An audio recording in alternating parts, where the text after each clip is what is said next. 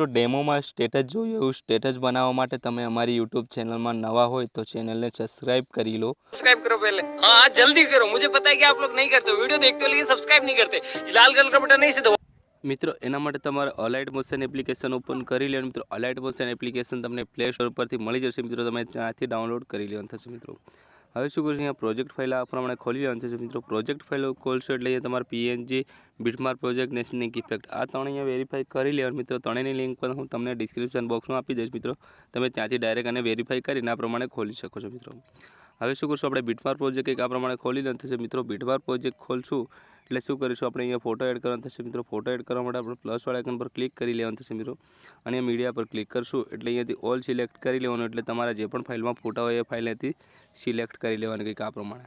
તો મિત્રો મારા આ ફાઇલમાં ફોટા છે તો હું આ ફાઇલ સિલેક્ટ કરી લઉં। મિત્રો હવે શું કરશું, આપણે અહીંયાથી એક ફોટો લઈ લઈશું। મિત્રો તમને જે પણ ફોટો ગમતો હોય એ ફોટો અહીંયાથી લઈ લેવાનો થશે। મિત્રો તો મિત્રો કંઈક આ પ્રમાણે ફોટો લઈ લો। આપણો ફોટો ફૂલ સાઇઝમાં છે, ફૂલ સાઇઝમાં કરવા માટે ઉપર ખૂણામાં 3 ડોટ પર ક્લિક કરી લેવાનું અને 5મા નંબર પર ફિલ કોમ્પ્રોમિશન એરિયા પર આપણે ક્લિક કરશું એટલે આપણો ફોટો કંઈક આ પ્રમાણે ફૂલ સાઇઝમાં થઈ જશે। મિત્રો તમે જોઈ શકો છો। હવે શું કરશું, આપણે વિડીયોની એન્ડમાં જતા રહીશું કંઈક આ પ્રમાણે, અને જે ફોટો દેખાય આંખની બાજુમાં એના પર ક્લિક કરશું એટલે આ શેડાનું બટન મળશે। મિત્રો અહીંયા એના પર આપણે ક્લિક કરશું એટલે આ પ્રમાણે આપણો ફોટો એન્ડ સુધી લાગી જશે। મિત્રો તમે અહીં જોઈ શકો છો। મિત્રો હવે શું કરશું, આપણે અહીંથી બેક જશું। બેક ગયા પછી મિત્રો છે ને આપણે PNG ઇમેજ ખોલી લઈશું। મિત્રો આ પ્રમાણે PNG ઇમેજ ખોલશું એટલે તીરની બાજુમાં નાનો પ્લસ છે એના પર આપણે ક્લિક કરી લેવાનું અને પહેલા નંબર પર સિલેક્ટ ઓલ કરી લઈશું। મિત્રો સિલેક્ટ ઓલ કર્યા પછી મિત્રો આપણે શું કરશું, જે નાના પ્લસવાળા આઇકન પર પાછા ક્લિક કરશું અને ત્રીજા નંબર પર કોપી 3 લેયર કરી દઈશું। આ પ્રમાણે 3 લેયર આપણે કોપી થઈ ગઈ। મિત્રો હવે શું કરશું, અહીંયાથી બેક જશું। બેક ગયા પછી મિત્રો બીટમાર્ક પ્રોજેક્ટ એક આ પ્રમાણે ખોલી લેવાનું થશે। મિત્રો જે આપણે ફોટો એડ કર્યો છે। મિત્રો ખોલ્યા પછી મિત્રો 13ની બાજુ નાનો પ્લસ છે એના પર પાછા ક્લિક કરી દેવાનું, ચોથા નંબર પર પેસ્ટ કરી દઈશું। મિત્રો આ પ્રમાણે હવે શું કરશું, અહીંયા આપણે ઇમેજ લાગી ગયા। મિત્રો હવે શું કરશું, આપણે વિડીયોની એન્ડમાં જતા રહીશું। એને પણ એન્ડમાં લઈ જવા માટે આપણે એન્ડમાં જતું રહેવાનું થશે। મિત્રો અને આંખની બાજુમાં આપણે આ પ્રમાણે દબાઈ રાખશું તો આ પ્રમાણે ટીક થઈ જશે। મિત્રો 1 2 3 એક સાથે આપણે ટીક કરી લેવાની કંઈક આ પ્રમાણે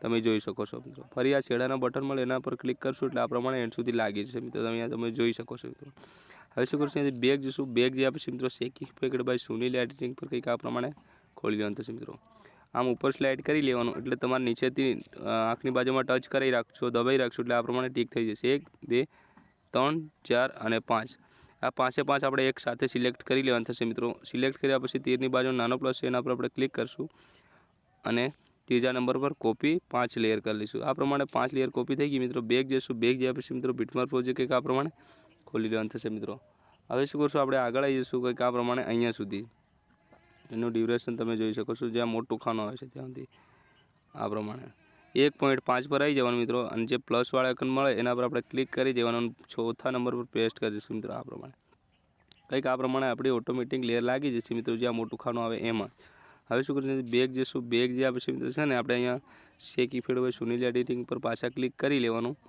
અને અહીંયાથી આપણે ઉપરની 2 લેયર લઈ લઈશું। મિત્રો જે પહેલા નંબર પર દેખાય આંખની બાજુમાં ટચ કરી રાખશું, દબાઈ રાખશું એટલે આ પ્રમાણે ટીક થઈ જશે। ને બીજા નંબર આ બે આપણે ટીક કરી નાખવાનું અને આ પ્રમાણે જે તેની બાજુ નાનો પ્લસ છે એના પર આપણે ક્લિક કરશું અને કોપી 2 લેયર કરી લઈશું। મિત્રો આ પ્રમાણે લેયર આપણી કોપી થઈ ગઈ। મિત્રો અહીંયાથી બેક જશું।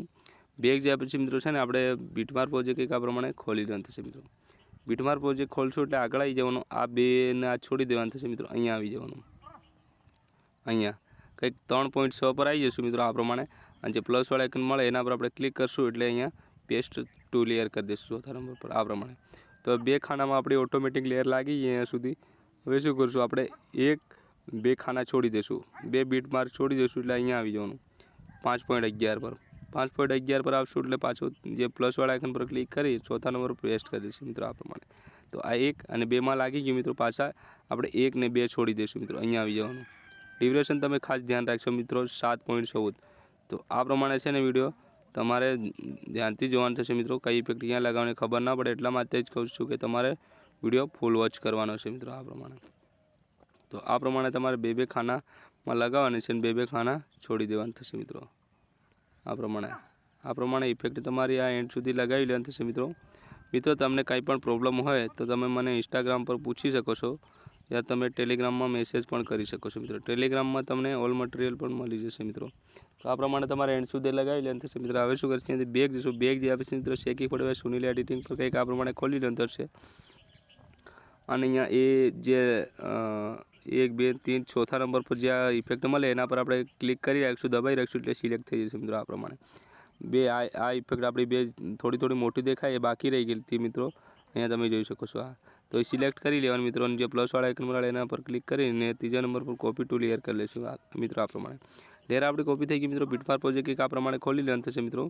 અને એકવાર તીરવાળા ઓપ્શન પર ક્લિક કરી અને 0.7 પર આવી જવાનું. જે પ્લસવાળા આઇકન મળે એના પર ક્લિક કરી ચોથા નંબર પર પેસ્ટ કરી દઈશું મિત્રો. આ પ્રમાણે હવે શું કરશું મિત્રો, આપણે આ લેયર લાંબી થઈ ગઈ મિત્રો. હવે શું એકવાર તીરવાળા ઓપ્શન પર ક્લિક કરશું અને લેયર પર ક્લિક કરશું અને જે ઘડિયાળનો આઇકન મળે એના પર ક્લિક કરશું એટલે આ પ્રમાણે આપણે એને ખેંચી અને અહીંયા ક્લિક કરજો એટલે આ પ્રમાણે લાગી જશે મિત્રો.